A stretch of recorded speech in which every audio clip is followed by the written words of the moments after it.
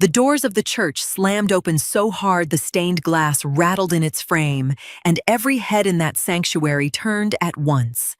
I was standing at the altar, in white, my hands wrapped around a bouquet of magnolias, looking into the eyes of the only man who'd ever made me feel like poverty wasn't a permanent address. The pastor had just asked if anyone objected.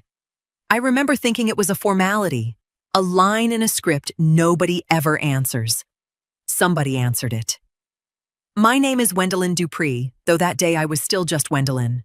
Soon to be married, soon to be humiliated in front of 200 witnesses who would talk about it for years. The woman standing in the doorway wore a cream-colored suit sharp enough to cut glass, and she didn't walk down that aisle so much as march it. Heels striking marble like gavel hits. "I disown you, Dave," she said, loud enough that the choir loft heard it, "for marrying a poor black single mother." Nobody moved.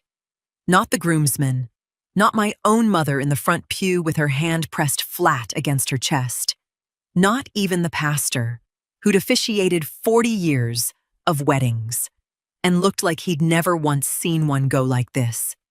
Dave's hand went stiff in mine.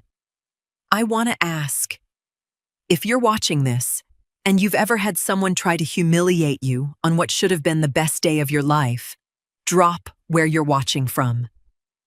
I read every single comment.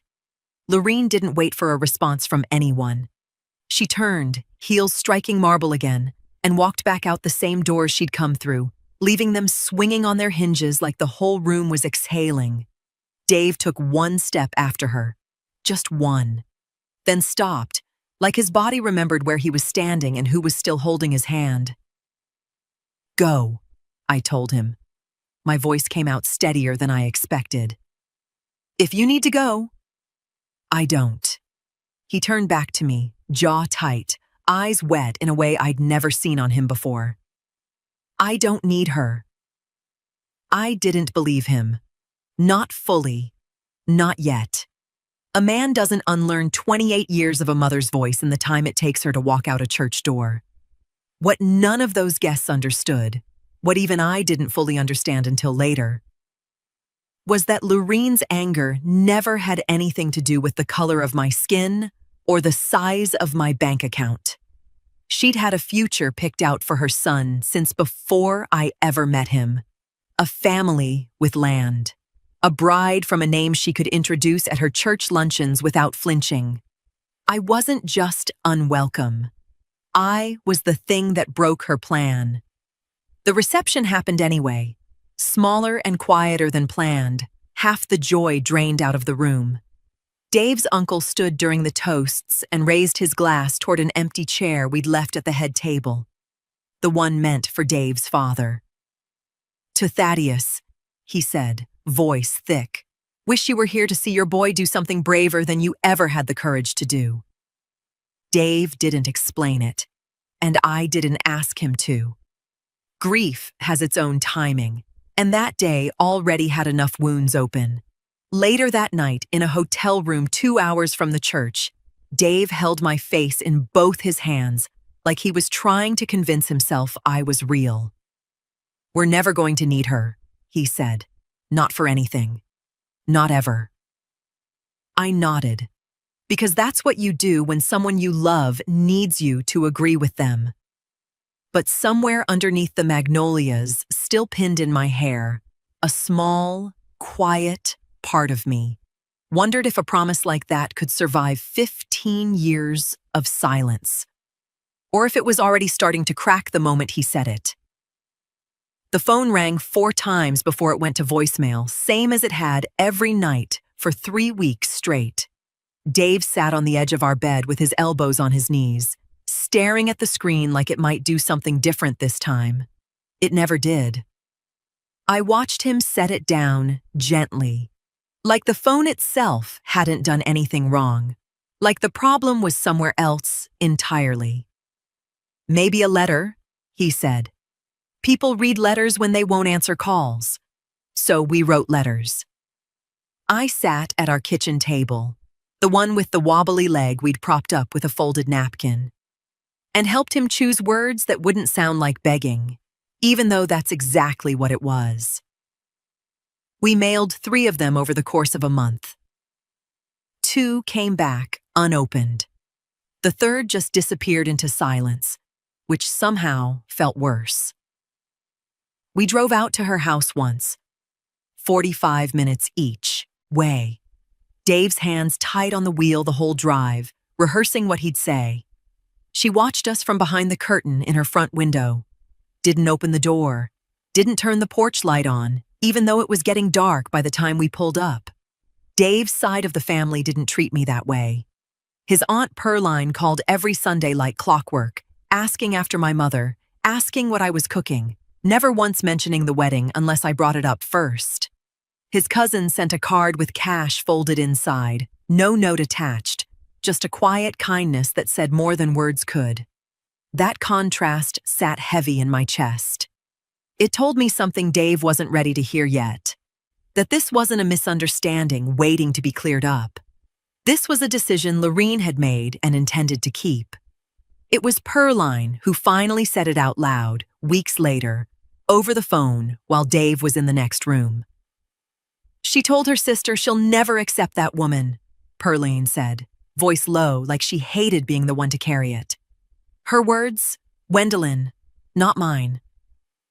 I didn't tell Dave that part for 2 days. I didn't know how to hand him something that heavy without watching it break something in him. When I finally did, he didn't argue. He didn't defend her. He just sat very still for a long moment, and something in his face changed, like a door quietly closing on its own hinges. No slamming required. I'm done, he said. I'm not calling anymore.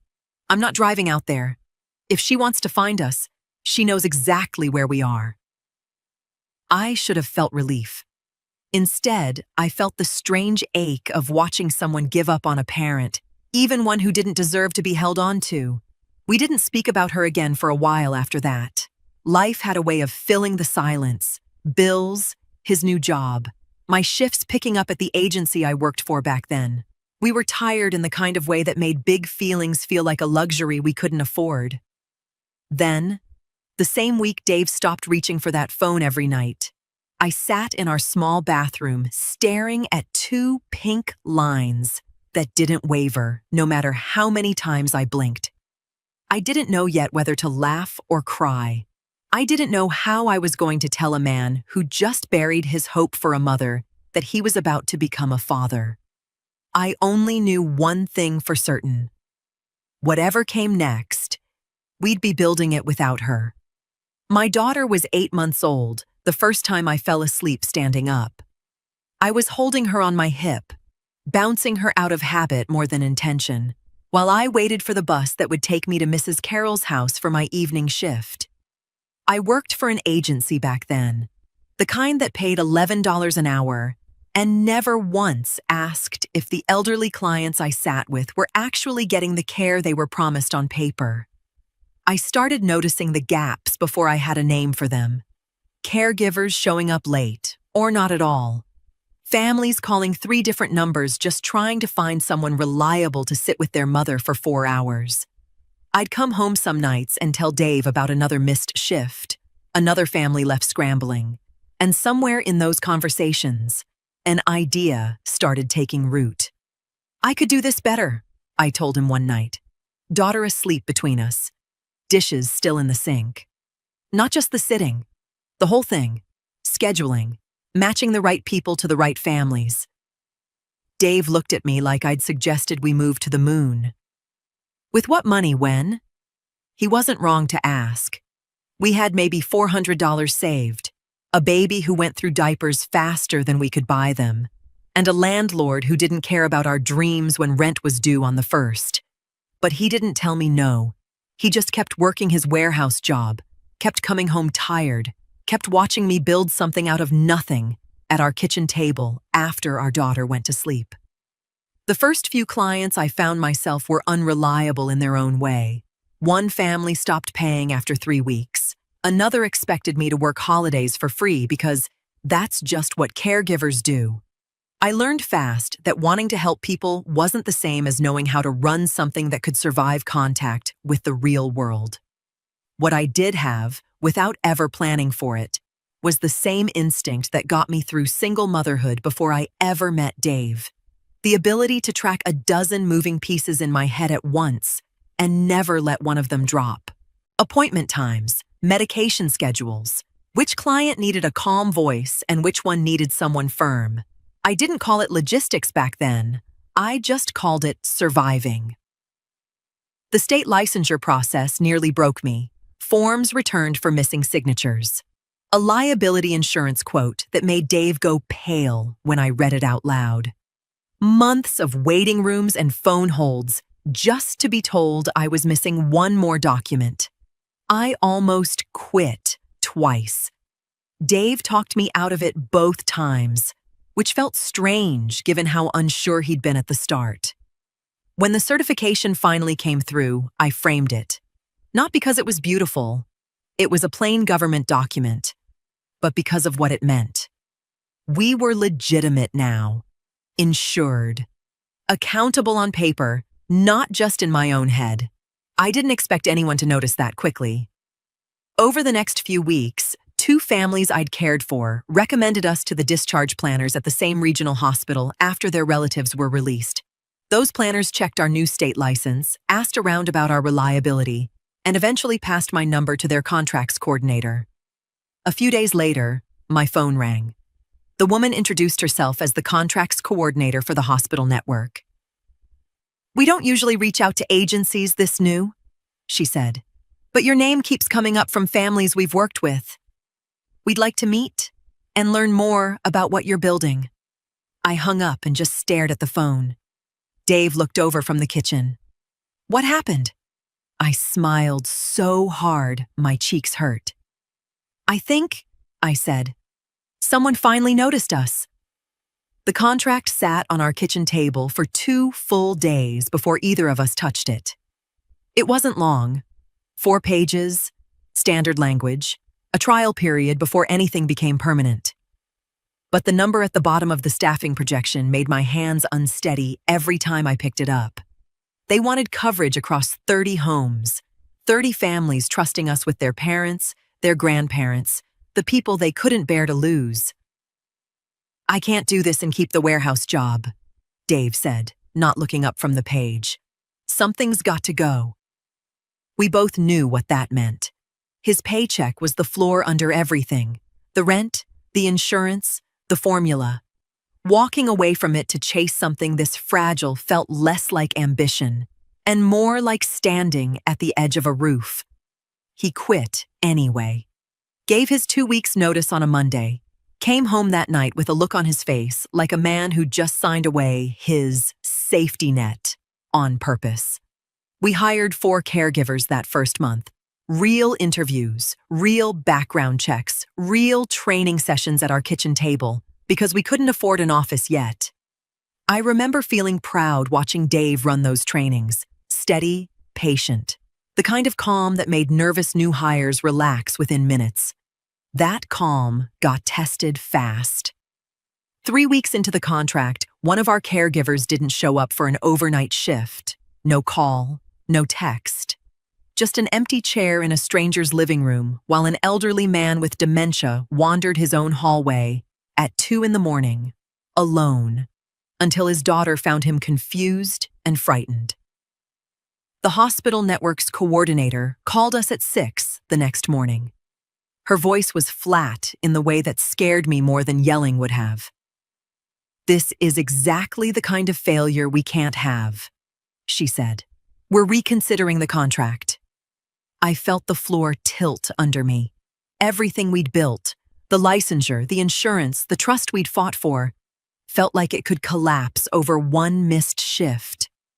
Dave didn't panic. That's the part I still remember clearest. He asked for one meeting, in person, before any decision was made. He drove to the hospital administrator's office that same afternoon, sat across from her, and didn't make excuses. "We failed that family," he told her, plain as anything. Here's exactly what changed by this afternoon so it never happens again. He laid out a new on-call backup system, a tighter check-in protocol, a direct line to us personally for any missed shift alert. He didn't raise his voice. He didn't beg. He just stood in that failure and showed her a man who wasn't going to run from it.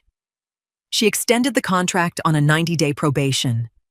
That night, lying in bed, I told him I didn't know how he'd stayed so steady in that meeting. My hands had been shaking, just hearing about it secondhand. "Somebody had to be calm," he said. "You built the thing that got us here. I just had to keep it standing for one more day." I felt something settle between us that night that hadn't been there before. Not just love, but trust earned through fire, the kind that doesn't form when things go easy. 2 weeks later, the 90-day mark came and went without another incident. The contract became permanent. The following Tuesday, my cell phone rang with a number I didn't recognize. A second hospital network. This one twice the size of the first, asking if we had room to take on more. 4 years in, I finally stopped checking our business account balance like it might disappear overnight. We had an office now, a small storefront between a laundromat and a tax preparer, nothing fancy, but ours. 2 office staff helped with scheduling, and our caregiver roster had grown past 60 names. We'd expanded into a second county that spring, and for the first time since I'd started this thing at our kitchen table, I let myself believe it might actually last. Dave's family celebrated like we'd done something remarkable. Perline sent a card with a check inside, insisting it was just a little something for the new office, not a loan, never to be paid back. His cousins called wanting to know if we were hiring. Even his uncle, the one who'd toasted to Thaddeus at our wedding, drove 2 hours just to see the new space and stood in the doorway grinning like he'd built it himself. Lorene sent nothing, said nothing. By then, her silence wasn't a wound anymore. It was just weather, a condition we'd learned to plan around instead of waiting for it to change. Growth brought its own kind of trouble. A competitor 2 towns over started undercutting our rates that summer, offering families staffing at nearly half what we charged. 2 of our smaller contracts left within the same month, lured by numbers on a page instead of the people behind them.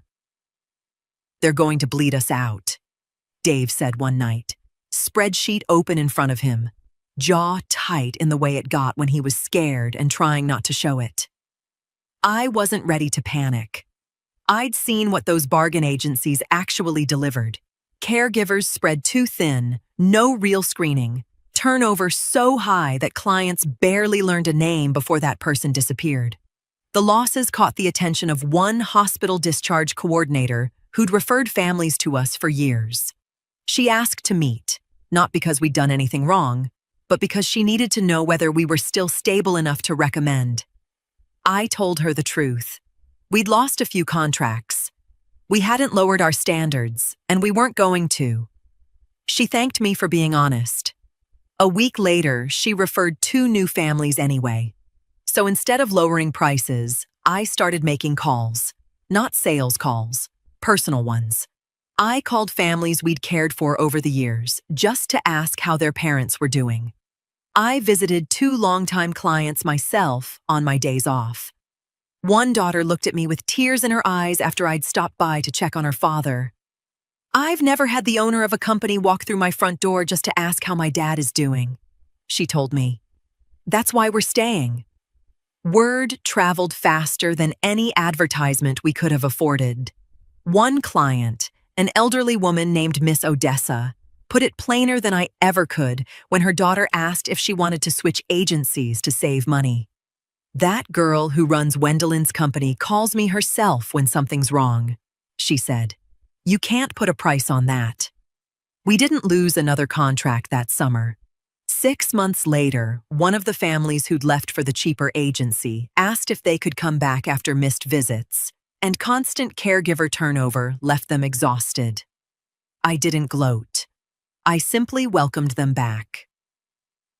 By the end of the year, the bargain agency quietly closed its doors after losing several of its largest contracts to repeated staffing failures. I felt something shift in me during that stretch. Not just relief, but a kind of quiet confidence I hadn't let myself fully claim before. We weren't lucky. We'd built something people trusted enough to defend.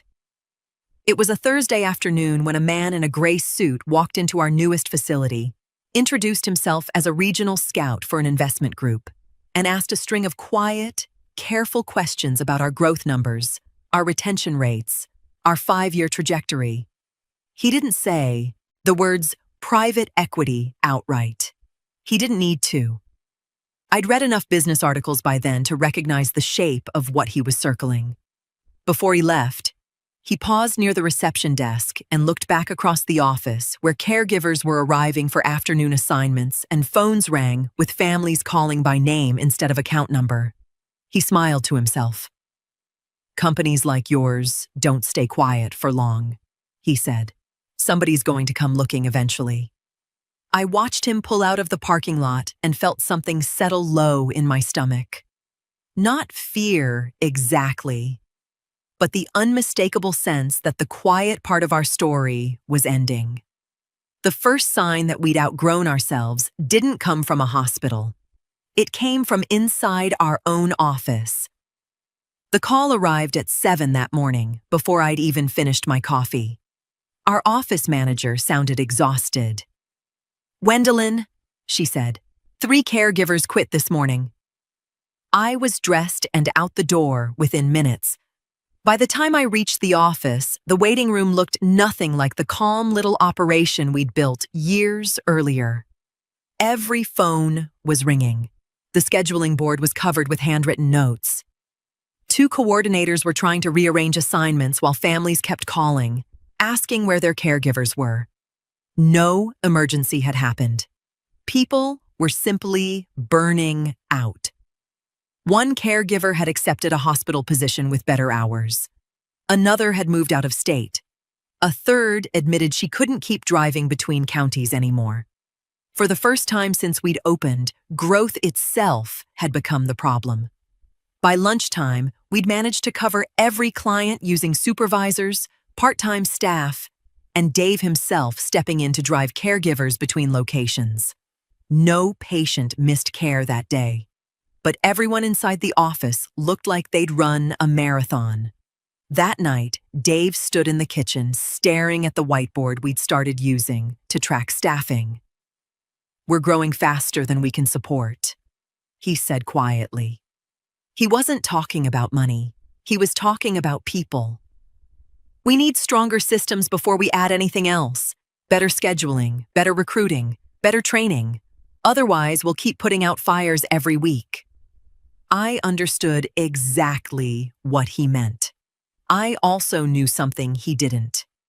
The investment scout's visit months earlier hadn't left my mind. Companies our size didn't get ignored forever. Either we built the infrastructure to become something much bigger, or someone else would eventually build it and leave us behind. "Slowing down won't solve this," I said. "It'll just make us fight the same problems with fewer resources." He folded his arms. "You really think more growth fixes this?" "I think smarter growth does." He looked at me for a long moment. "You've been thinking about that investment group." I nodded. "They weren't interested because of who we are today. They were interested because of who they think we could become." Dave walked over to the whiteboard and studied it again.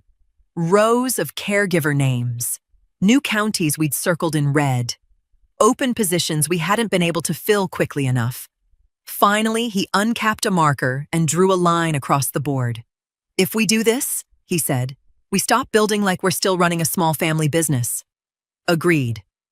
We hire people before we desperately need them. Agreed. We invest in better scheduling software. Agreed. And we don't expand unless the systems are ready first. I smiled. Now we're talking about building something that lasts. He stood there another few seconds before letting out a slow breath. For the first time in our marriage, I realized, He wasn't trying to protect the company from my ambition. He was helping shape it. The next morning, I opened my desk drawer and picked up the business card the man in the gray suit had left behind months earlier. He'd told me companies like ours didn't stay quiet for long. I finally called the number. By the end of the conversation, we'd scheduled a meeting for the following week to talk about what taking our company statewide would actually require, not just in ambition, but in systems strong enough to support it. 2 years after that meeting, I barely recognized my own calendar. What had been a handful of counties was now spread across the state, new offices opening every few months, new training sessions running back to back, new systems replacing the spreadsheets we used to build by hand at our kitchen table. We had hundreds of caregivers under contract by then, hundreds of families trusting us with the people they loved most. I should have felt triumphant every day. Some days, I just felt tired. Dave and I passed each other more than we sat with each other that year. He'd come home from overseeing a new county launch right as I was leaving for an early meeting 2 hours away. Our daughter, old enough now to notice these things, asked me one evening why Daddy was always on the phone during dinner. I didn't have a good answer for her.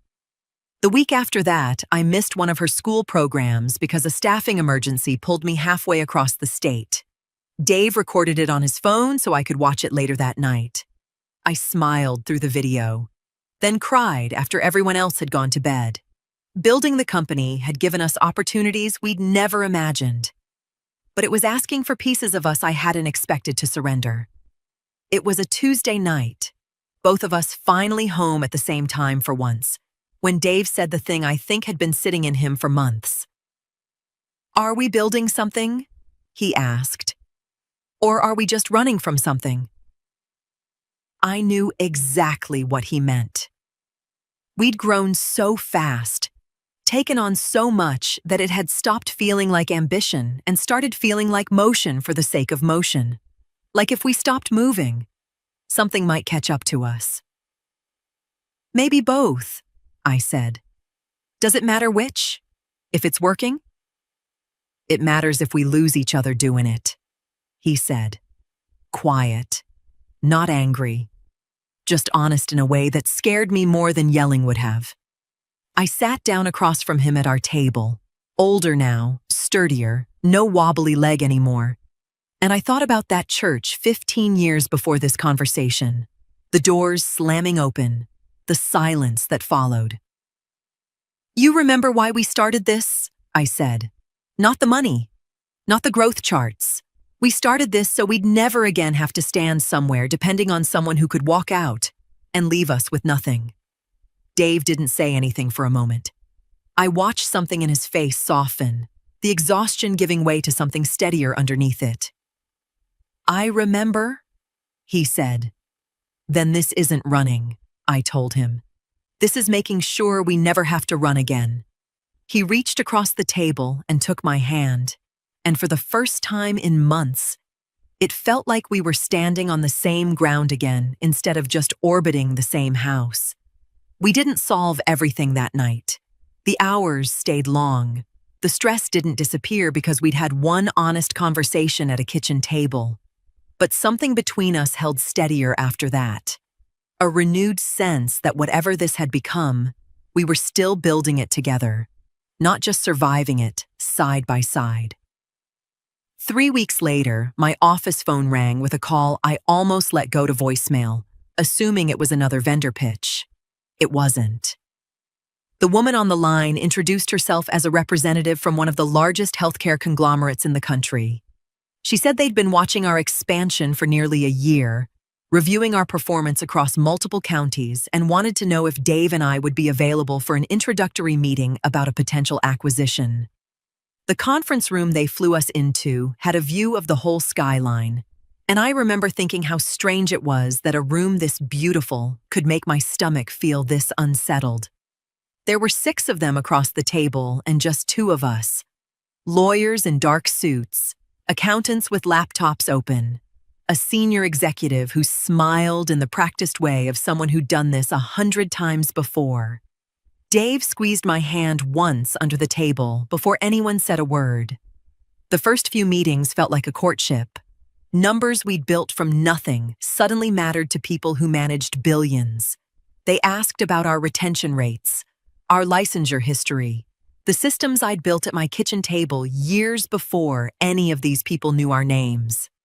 For the first time, I let myself feel something close to pride sitting across from people that powerful. Then the lawyers came in, and the courtship turned into something colder. Due diligence meant strangers combing through every contract we'd ever signed, every dollar we'd ever spent, every decision I'd made when I was a single mother stitching this thing together out of desperation, not strategy. It was unsettling, watching people who'd never met a single one of our clients decide whether our life's work was worth what we believed it was worth. 3 weeks into the process, our lawyer called with a tone I didn't like. "There's a clause in their proposed structure," he said. "It restructures leadership post-acquisition.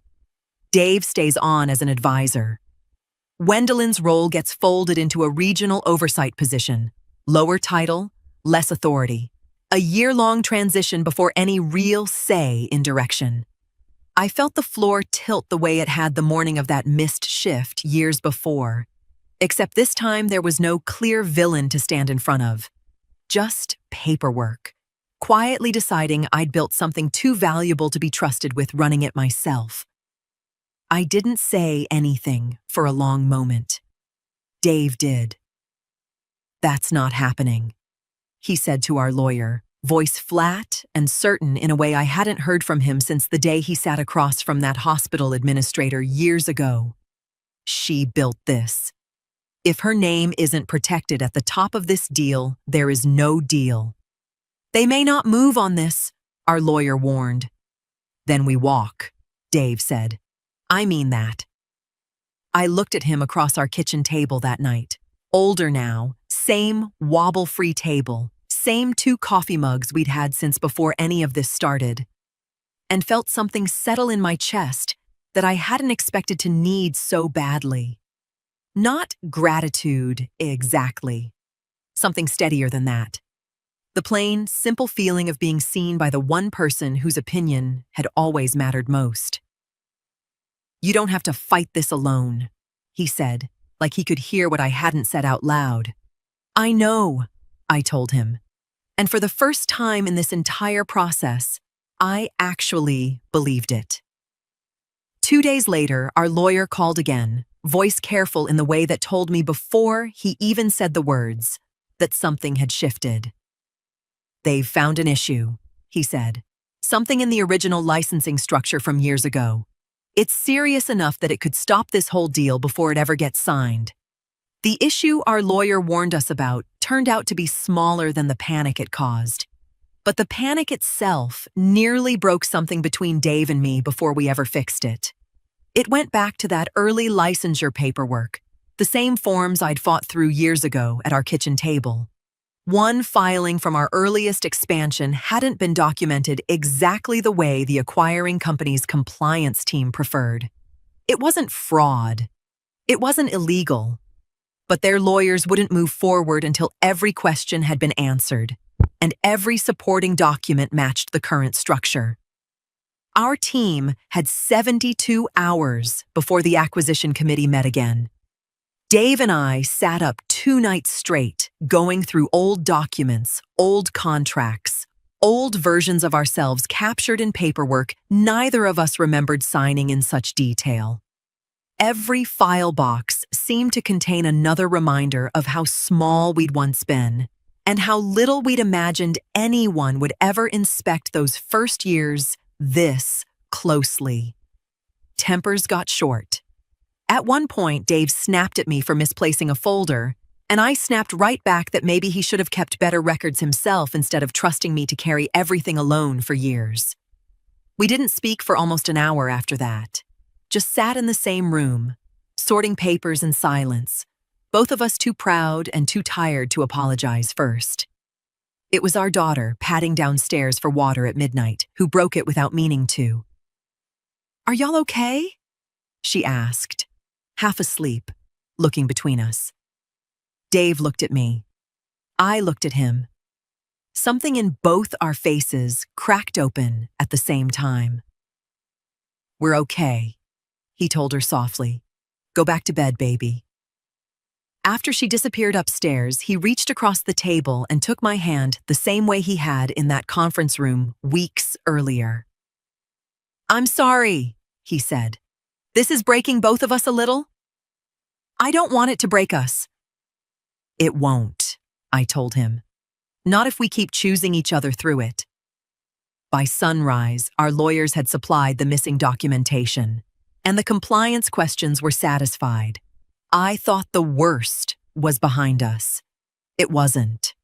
The additional review triggered another requirement buried in the transaction documents.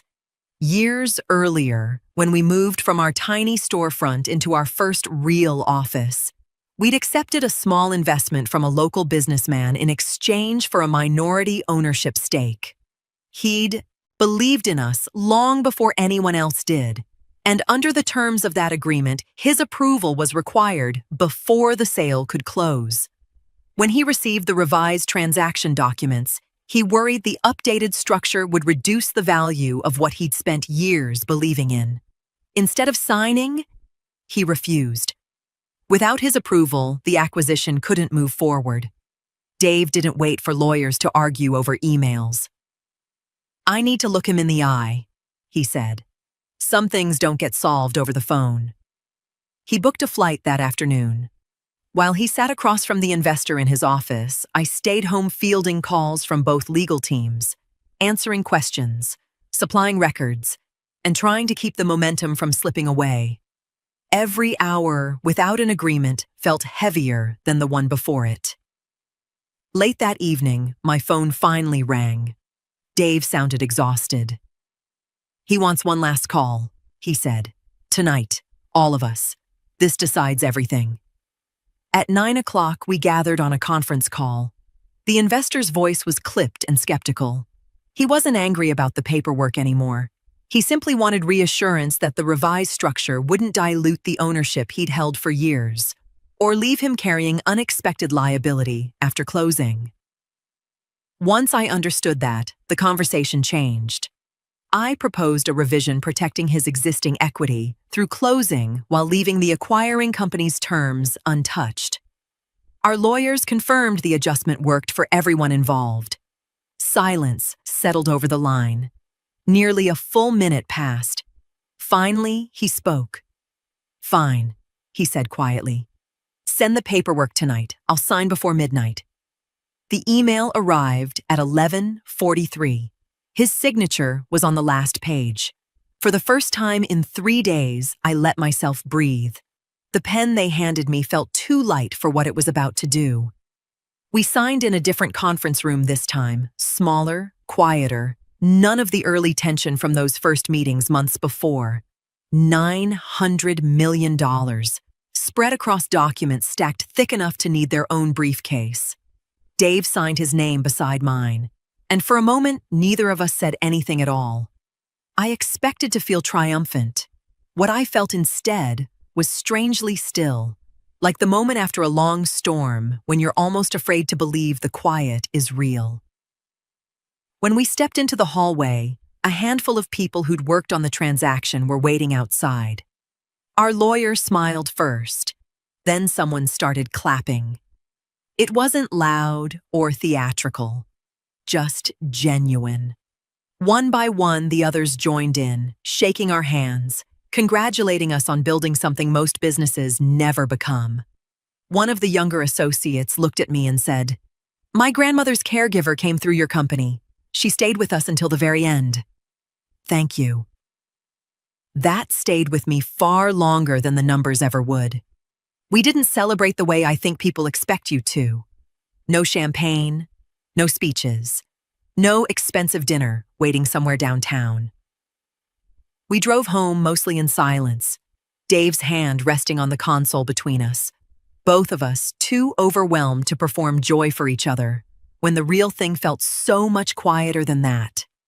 It was later that night, sitting at our kitchen table with the briefcase of documents still unopened on the counter, that the first real disagreement of our new life surfaced. "We should be careful," Dave said. "People who get money fast lose it just as fast. I've seen it happen." "I'm not talking about losing it," I said. "I'm talking about finally being able to breathe. We can help people now, Dave. Really help them." "We can do both," he said. "Careful and generous aren't opposites." He wasn't wrong, and once the words settled, I let go of the edge in my voice. We weren't really arguing about money.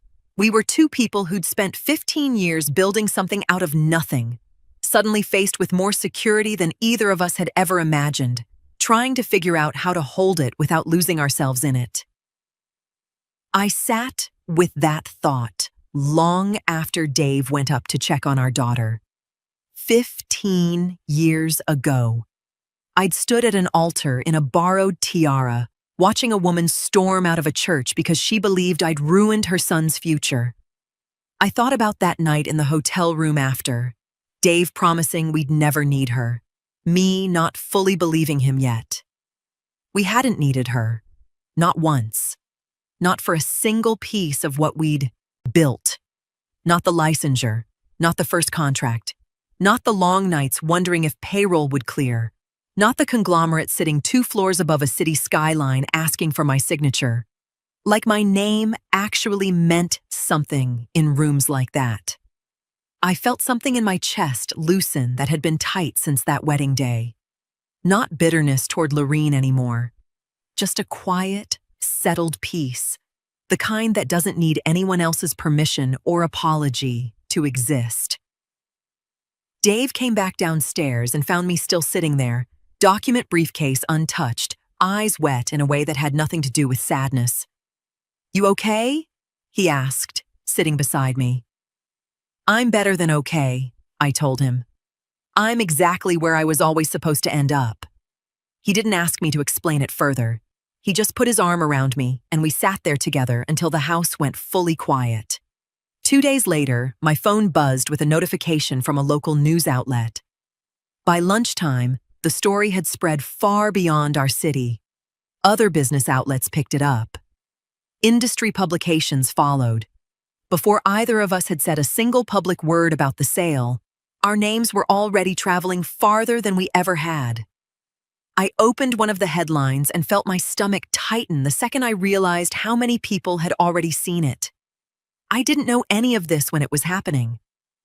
I only learned the full shape of it much later, pieced together from people who'd been close enough to watch it unfold. But it matters to the rest of this story, so I'll tell it the way it was told to me. Lorene's marriage to Roscoe Pruitt had looked solid from the outside for years. Comfortable house, 2 cars, the kind of life she'd always believed she was entitled to. What she didn't know, or perhaps never wanted to know, was that Roscoe had gradually taken over every major financial decision in their marriage. He handled the investments, paid the bills, managed the accounts, and assured her everything was under control. Behind that confidence, he'd been quietly draining their joint savings for years, pouring money into fake investment opportunities and supporting a second life she knew nothing about. She found out on an ordinary Tuesday morning. The monthly bank statement arrived in the mail, and she opened it expecting nothing more dramatic than balancing the household bills. Instead, the checking account balance was tens of thousands of dollars lower than it should have been. Transfer after transfer carried names she didn't recognize. When she confronted Roscoe, he didn't deny it for long. Within weeks, the marriage had collapsed into lawyers, financial disclosures, and divorce filings. The divorce stripped away more than the marriage. After debts were divided, the house was sold, and what little remained was split under the settlement. Lorene found herself with far less than she'd spent years assuming would always be there. The moving truck carried away furniture she'd once insisted was irreplaceable. She stood in the doorway of a modest rented condo across town, watching strangers unload boxes into rooms that echoed when she spoke. There were no meaningful retirement accounts in her own name. No career to return to after years of letting Roscoe handle the finances while she focused on appearances. The life she'd assumed was permanent had quietly disappeared underneath her long, before she'd noticed the ground shifting. Her sister called one afternoon after hearing she'd moved. "Everything all right?" she asked. "Perfectly fine," Lorene answered without hesitation. "Just wanted something smaller."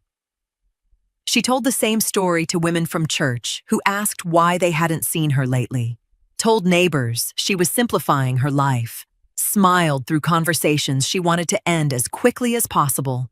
The truth was simpler and harder to admit. She had nowhere to turn, and no one she'd allowed close enough over the years to turn to. I think about that sometimes, how isolation has a way of feeding itself. The more she pushed people away to protect her pride, the fewer people remained close enough to catch her when she actually needed catching.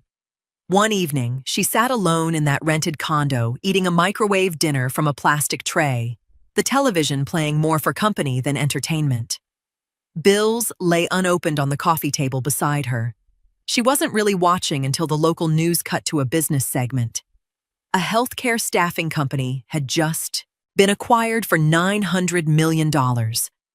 The camera showed two founders standing together outside a building that had clearly grown far beyond its beginnings. She almost looked away.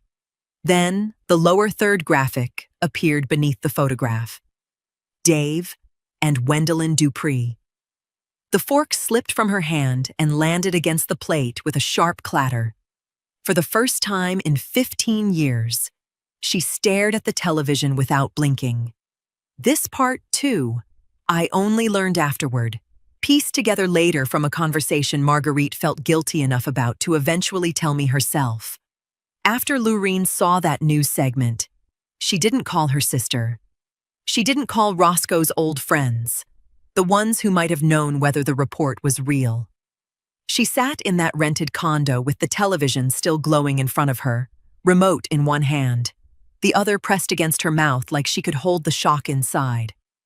The name on the screen had not changed. Dave and Gwendolyn Dupree. Not just Dave. Both of us. That was the part Marguerite later said she believed cut deepest. Lorene had spent 15 years telling herself I was the mistake her son had made.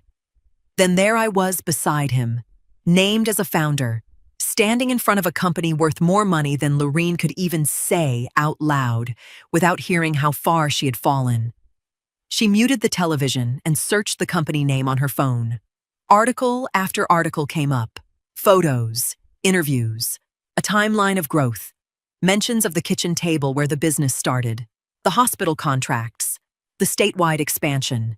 The acquisition number repeated in every headline like a bell she couldn't stop hearing. $900 million. For a long time, she didn't move. Then she called Marguerite Kendrick. Marguerite was a cousin on Thaddeus's side, the kind of relative who stayed close enough to hear family news but far enough away to miss the ugly truth underneath it. She had never been told the full story of that wedding. Not the words Lorene said, not the silence that followed, not the years Dave spent reaching toward a mother who kept refusing his hand. So when Lorene called, Marguerite had no reason to guard herself. "I saw something on the news," Lorene said, keeping her voice light, careful. "About Dave. Is that really him? The company?" Marguerite answered plainly. "That's him," she said. "Him and his wife built that whole thing from nothing. Started in their kitchen, if you can believe it. Sold it for almost $1 billion, Lorene. $1 billion. Lorene went quiet so long, Marguerite pulled the phone from her ear to check whether the call had dropped. "Lorene." "I'm here," she said quickly. "Just surprised. I haven't kept up the way I should have." There was something in that answer Marguerite didn't like. A tightness. A little too much control.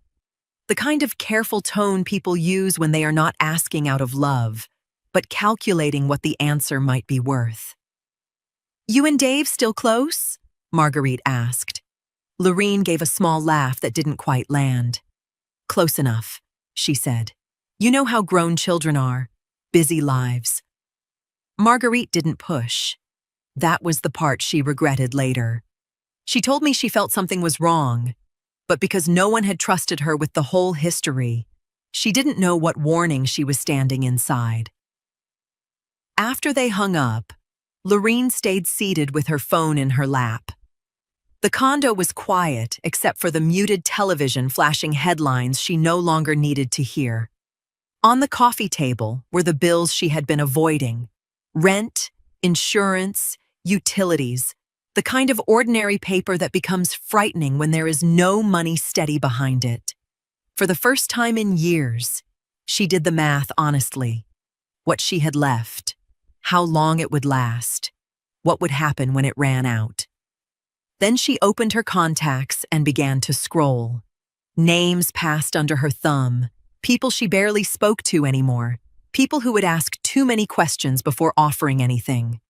Then she stopped on one name she had never deleted: Dave Dupree.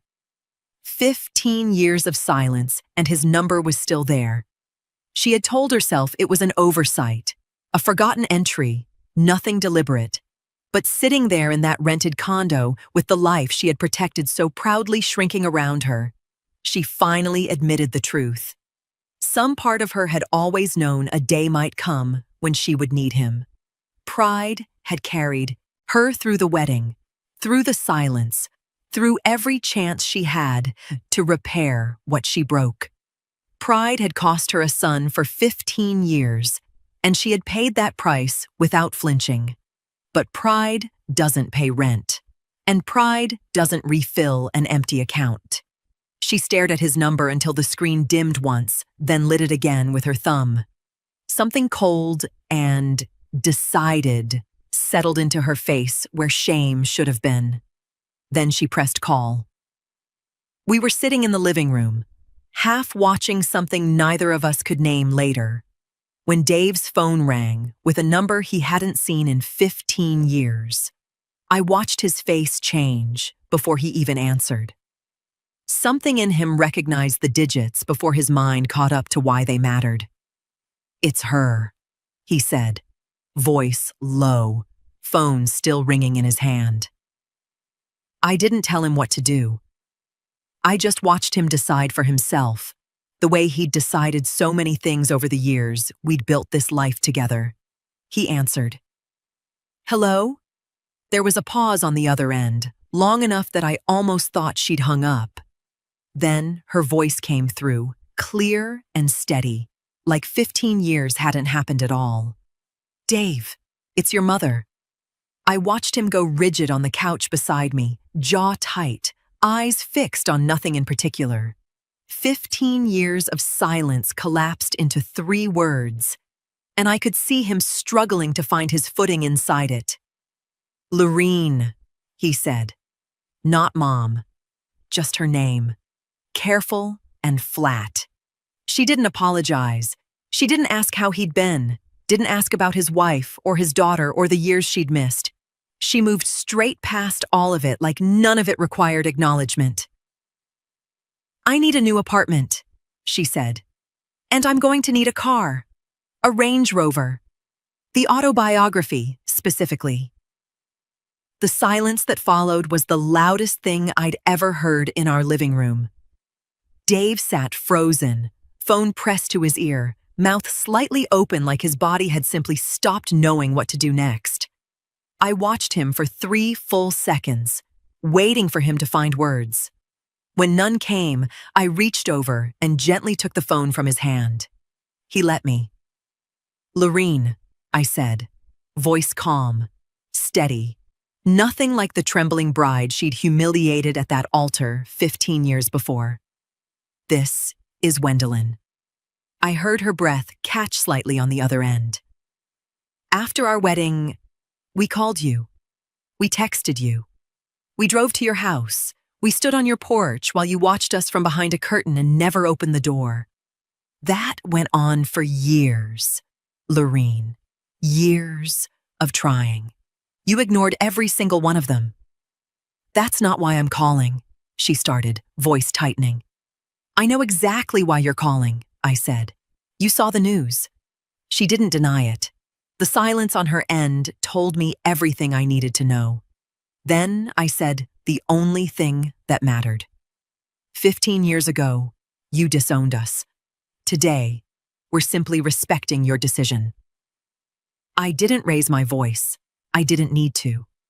I could hear it in the way her breathing changed on the other end of the line. Sharp, then careful, like she was trying to recover footing she hadn't realized she'd lost. Let me speak to my son, she said, voice thinner now, the entitlement cracking just slightly at the edges. This doesn't concern you. It concerns me completely, I said, but I'll let him decide that for himself. I looked at Dave, who was watching me with something between shock and quiet awe. I held the phone out to him and watched Lorene's name still glowing on the screen, waiting to see which one of us he'd choose to answer next. She started calling Dave's cell directly after that, always when she knew I'd likely be at work. Always careful never to dial during hours, we were usually together. He told me about each one. I'll give him that. He never hid them from me. Never let her calls become a secret between us. But I watched something in him soften a little more each time he hung up, an old guilt resurfacing that I thought we'd buried years before. She's not asking for anything this time, he told me after the third call. She just wants to talk. Says she misses her son. She misses what her son became, I said, not who he was when she walked out on him. He didn't argue, but he didn't fully agree either. I watched him sit with it, turning the same question over that he'd turned over 100 times in 15 years. How much do you owe a parent who only shows up once? There's something to gain. Lorene was careful in those calls, Dave told me later. She never mentioned the apartment again, never brought up the car. She talked instead about missing him, about regretting lost time, framing herself as a mother wounded by circumstance, rather than a woman who'd chosen silence for 15 years and only broken it the moment she needed something. She never asks about you, Dave admitted one night, almost like a confession. Not once. It's always just me. That's not an accident, I told him. That's the whole strategy. He wanted to believe there was something real underneath it. I understood why. No matter how she'd treated him, she was still the only mother he had, and some part of him had spent 15 years hoping the door might open again on different terms than the ones it had slammed shut on. The call that finally cracked something open in him came on a Sunday evening. Lorene's voice, softer than usual, slower, building toward something. Your father would be ashamed, she said, to see how far apart you've let us drift. Thaddeus always said family forgives. That's what he believed. Dave went very still on the phone. I watched his face from across the room, watched something shift behind his eyes, not softening this time, but sharpening. Don't, he said, voice low and even. Don't use him for this. I'm only saying what he would have wanted, Lorene pressed. You don't get to speak for him, Dave said. You weren't there for any of the years that would have told you what he wanted. I was. He hung up without raising his voice, set the phone down on the table, and sat there for a long moment in silence. She used him, he said finally, looking up at me. She actually used my own father against me. I didn't say anything. I let him sit inside that realization without rushing him through it. I'm done letting her control the terms, he said, voice steady now in a way I hadn't heard since the conglomerate's lawyers tried to push me out of my own company. If she wants any place in our lives, it's going to be on terms we set, not her. He picked the phone back up, scrolled to her name, and started typing instead of calling. Slow, deliberate, like a man finally writing the ending to something that should have ended 15 years ago. Dave called her one last time on his own terms, a week after he'd hung up on the conversation about his father. I wasn't in the room for that call. He asked to do this one alone, and I respected that enough to give him the space, busying myself in the kitchen while his voice carried low and even from the next room. "I'm not calling to argue," I heard him say. "I'm calling to tell you how this works going forward, if you want any place in our lives at all." I couldn't hear her responses, only the rhythm of his replies, calm, unhurried, nothing like the frozen silence that had taken him over the night she first called about the apartment and the car. "There's no apartment," he said at one point. "No car, nothing financial ever. That's not on the table and never will be." A pause. "And if you want to see me," he continued, "you respect my wife, not pretend to. Actually respect her, or you don't see me at all." I don't know exactly what she said back, but I heard him exhale slowly, the sound of a man holding steady against pressure he'd spent 15 years used to bending under.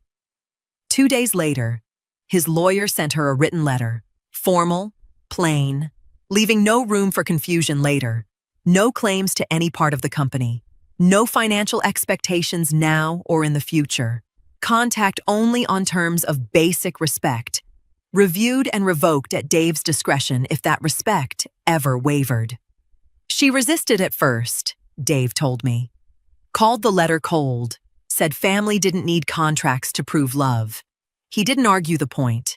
He simply told her the letter wasn't about love. It was about clarity, the kind neither of them had ever had with each other until money forced the conversation into the open. She signed it eventually. I think she understood, somewhere underneath the pride that still ran thick in her voice whenever Dave mentioned her, that she had no leverage left to negotiate from. No threat, no silence to weaponize, no upper hand to wait out. She still hasn't warmed to me. Dave visits her now, a few times a year, careful and limited, and she's polite enough on the rare occasions our paths cross, though something cold still sits behind her eyes when she looks at me. I don't need her to like me. I stopped needing that the moment I took the phone from Dave's hand and told her exactly where we stood. Some nights, when the house is quiet and our daughter is grown enough now to be out living her own life, I think back to that church, magnolias in my hair, Lorene's heels striking marble, the silence that followed her storming out. I remember not believing Dave when he promised we'd never need her. He was right, in the end. We never did. What I've learned, sitting on the other side of everything we built without her, is that some people only show up once you've become impossible to ignore. Their love was never really love at all, just proximity to something they thought they were owed. I don't carry bitterness about it anymore, just a quiet, settled peace, the kind that doesn't ask anyone's permission to exist. We built a life loud enough to drown out everything she ever tried to take from us. And in the end, that was always going to be enough.